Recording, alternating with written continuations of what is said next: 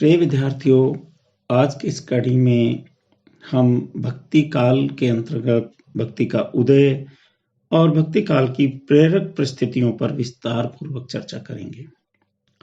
हिंदी साहित्य के भक्ति काल को पूर्व मध्य काल के नाम से भी जाना जाता है। इस काल की सीमा संवत 1375 से लेकर संवत 1700 तक मानी गई है। हिंदी साहित्य के संदर्भ में भक्ति काल से अभिप्राय उस काल से है जिसमें मुख्यतः भागवत धर्म के प्रचार प्रसार के परिणाम स्वरूप भक्ति आंदोलन का सूत्रपात हुआ। इस काल में हिंदी काव्य ने विभिन्न प्रकार की उत्कृष्टता और बुलंदियां प्राप्त की, इसीलिए इस काल को हिंदी साहित्य का स्वर्ण युग कहा जाता है। हिंदी साहित्य का ये काल वस्तुतः आंदोलन, प्रचार, विकास और चमत्कार का काल है।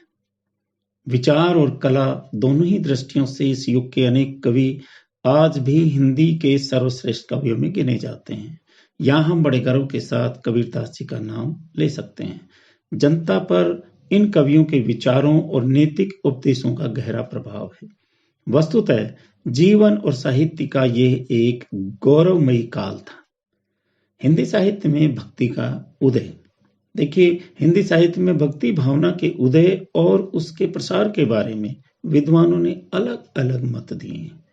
जहां आचार्य रामचंद्र शुक्ल और श्याम सुंदर दास भक्ति के उदय के मूल में हिंदुओं की चरम निराशा को मानते हैं, उनके अनुसार हार या पराजय की स्थिति में लोगों ने भक्ति का मार्ग अपनाया, जबकि आचार्य हजारे प्रसाद द्विवेदी मानते हैं कि बाहरी तौर पर निराशा की भावना भले ही रही हो, परंतु भारत में आंतरिक रूप से सदा ही आशावादी दृष्टिकोण रहा है। दक्षिण में आलवार संतों ने भक्ति का सूत्रपात पहले ही कर दिया था। रामानुजाचार्य तथा उनके उत्तराधिकारी रामानंद जैसे संत उत्तर भारत में आए। दक्षिण भारत में ही श्रीमद् भागवत पुराण की रचना हुई। इतना सही है कि भक्ति आंदोलन पूर्णतः भारतीय आंदोलन था। प्राचीन ग्रंथों में भी भक्ति की सुंदर व्याख्या मिलती है। अतः भक्ति को प्राचीन मनोवृत्ति की देन कहना सरासर गलत है। इस संबंध में आचार्य हजारी प्रसाद द्विवेदी ठीक ही कहते हैं। वे कहते हैं, यदि भक्ति प्राचीन मनोवृत्ति की देन होती तो उसका जन्म और विकास दक्षिण में न हुआ होता। हिंदू सदा से आशावादी रहे हैं। विषम परिस्थितियों में जीवित रहने की उनमें शक्ति है। वस्तुतः ये भक्ति धारा अचानक नहीं जन्मी, वरन लंबे समय तक विचार, मंथन, परंपरा और विश्वासों का दोहन करने से प्राप्त हुई है। ये जीवन में निराशा नहीं, उसमें आस्था प्रकट करती है। भक्ति काल की जो प्रेरक परिस्थितियां थी, उनकी हम यहाँ विस्तार से चर्चा करते हैं। नंबर 1, राजनीतिक परिस्थिति, अर्थात इसको हम कह सकते हैं कि भक्ति काल की जो पृष्ठभूमि रही है, उनमें राजनीतिक पृष्ठभूमि कैसी रही है, उस पर हम चर्चा करते हैं। हिंदी साहित्य का भक्ति काल लगभग 300 वर्ष का एक बड़ा काल है। राजनीतिक इतिहास की दृष्टि से इसे हम यहाँ 2 भागों में बांट सकते हैं। प्रथम भाग में दिल्ली पर तुगलक और लोधी वंश के शासकों ने राज किया और दूसरे भाग में मुगल वंश के बाबर, हुमायूं, अकबर, जहांगीर तथा शाहजहां ने। राजनीतिक दृष्टि से देखा जाए तो प्राय ये काल विक्षुब्ध, अशांत तथा संघर्षमय का काल हमें दिखाई देता है। मोहम्मद गोरी के बाद दिल्ली का शासन क्रम से गुलाम, खिलजी और तुगलक वंशों के हाथों में रहा। वे किसी व्यवस्थित और स्थिर शासन प्रणाली को जन्म नहीं दे सके। भारतीय राजा हार तो अवश्य गए थे, परंतु उन्होंने पूरी तरह से विदेशियों का शासन स्वीकार नहीं किया था। यहाँ के राजपूत राजा अपनी स्वतंत्रता के लिए लगातार संघर्ष करते रहते थे। मुस्लिम काल में हिंदुओं पर बहुत अत्याचार हुए। मुस्लिम शासक तत्कालीन उल्मा का बहुत प्रभाव मानते हैं और इन अत्याचारों के पीछे मुस्लिम शासकों की धर्मांधता हमें दिखाई देती है। चंगेज खां से लेकर बाबर के आगमन तक मुगलों के आतंक ने सभी शासकों को भयभीत कर रखा था। तैमूर लंग के रक्तपात और लूटपाट ने जनता की सुख सुविधा और शासन व्यवस्था को पूरी तरह से छिन्न भिन्न कर दिया था। शेरशाह के भय से हुमायूं जैसा शासक 15 वर्षों तक लाहौर से ईरान तक इधर उधर घूमता रहा।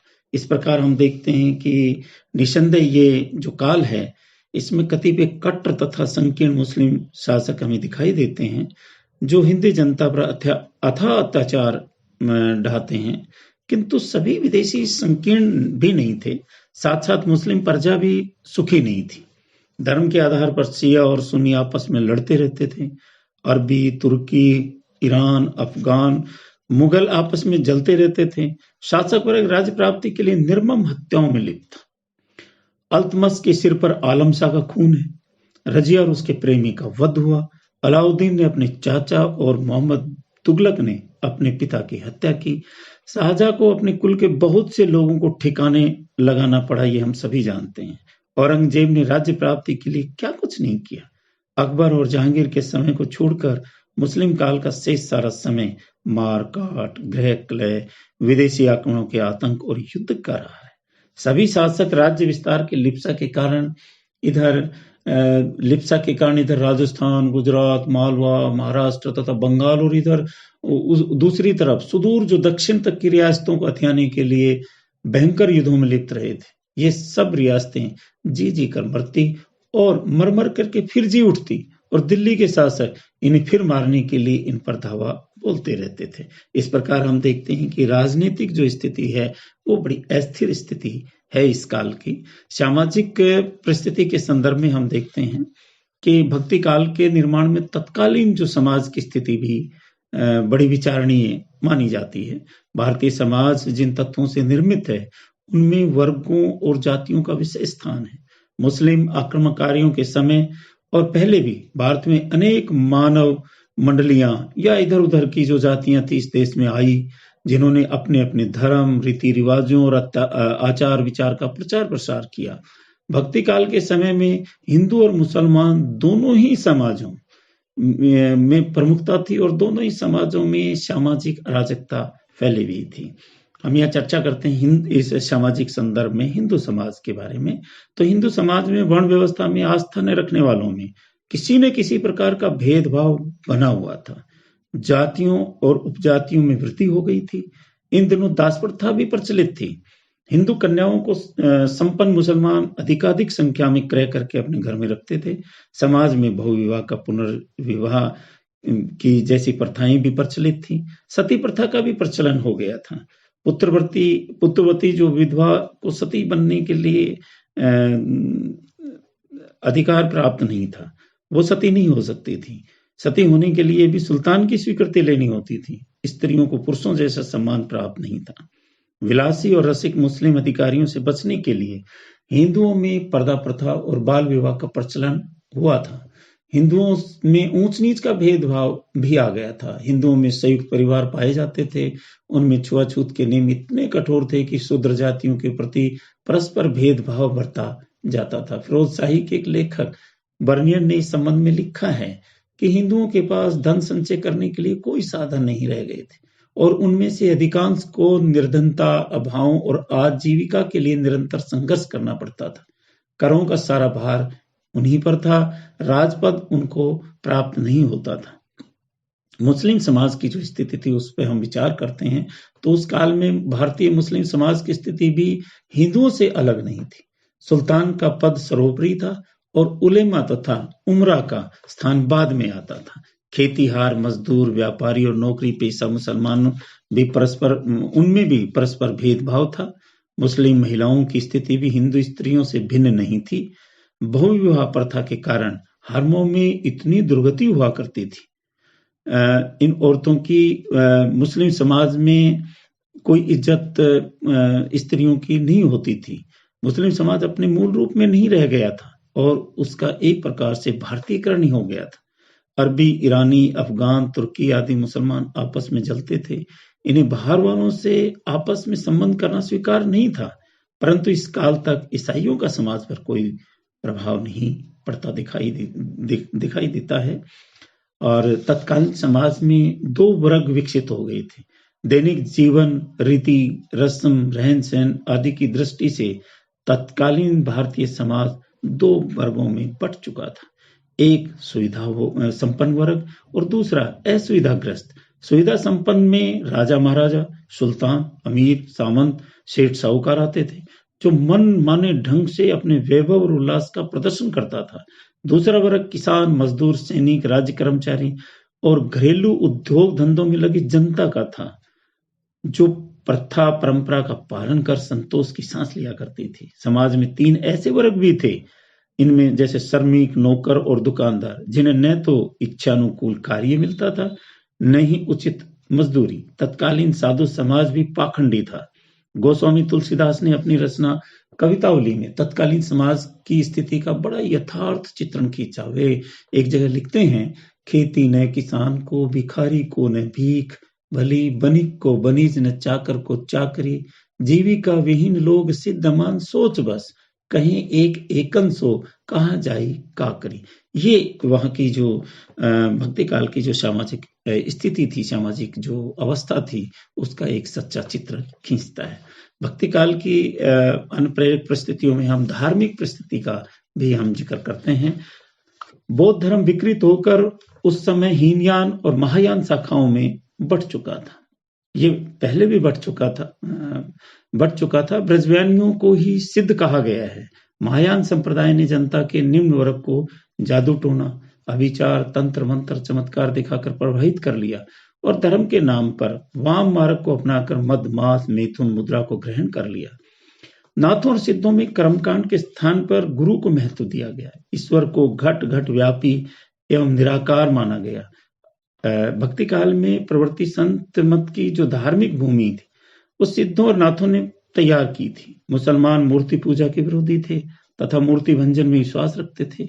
वे भी हिंदुओं की भांति माला फेरते थे, हज यात्रा करते थे, मस्जिद में अजान देते थे, रोजा रखते थे। हिंदू और मुसलमानों में धर्म का बाह्य आडंबर तो था, किंतु आंतरिक शुद्धि का अभाव था, पूरी तरह से अभाव था।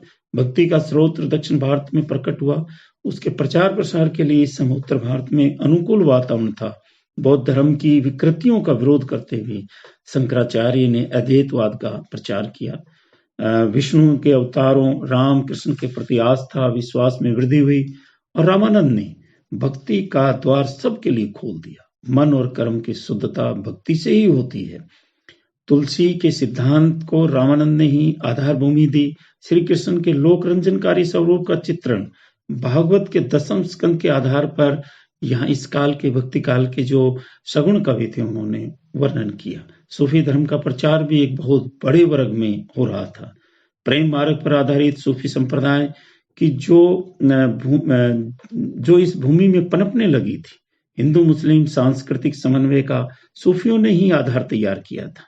इस्लाम धर्म में सरा और बेसरा 2 कोटियां होती थी। भारतीय सूफी प्रमुख रूप से बेसारा संप्रदाय के थे, जो इस्लाम के अनुयायी होकर भी कट्टर मुसलमानों से अलग हैं। सूफियों के 5 संप्रदाय प्रसिद्ध माने जाते हैं, जिनमें चिश्ती, कादरी, सुहावर्दी, नक्शबंदी, संतारी, इन संप्रदायों की 4 शाखाएं भी मानी जाती हैं। तो शंकराचार्य कुमारिल भट्ट की विचारधारा से ही कालांतर में विशिष्टाद्वैतवाद और शुद्धाद्वैतवाद आदि मतों का प्रतिपादन किया गया। आत्मा पर परमात्मा, मोक्ष, पुनर्जन्म के सिद्धांतों में कोई परिवर्तन नहीं हुआ, किंतु इस काल में धर्माचार के नाम पर अनाचार, मिथ्याचार और व्यभिचार बहुत पनपा। बाह्य आडंबर और कर्मकांड को ही धर्म समझा जाने लगा। मध्यकाल में रुचि और संस्कार में समन्वय की चेष्टा की गई। सेवों वैष्णवों का समन्वय इसी के अंतर्गत आता है। इस प्रकार हम देखते हैं कि भक्ति काल की जो राजनीतिक परिस्थितियां थी, सामाजिक परिस्थितियां थी और सांस्कृतिक परिस्थितियां थी, बड़ी विकट थी। बड़ी अस्थिर स्थितियों में ही भक्ति काल का जन्म हुआ, भक्ति का उदय हुआ। और इसी के साथ हम आज इस चर्चा के बाद में आगे भक्ति काल में जो विभिन्न प्रकार के संप्रदाय हैं या विभिन्न प्रकार की जो काव्य धाराएं हैं, जिसमें संत काव्य है, सूफी काव्य है, कृष्ण काव्य है, राम काव्य है, तो उन पे आगे की कड़ी में हम चर्चा करेंगे।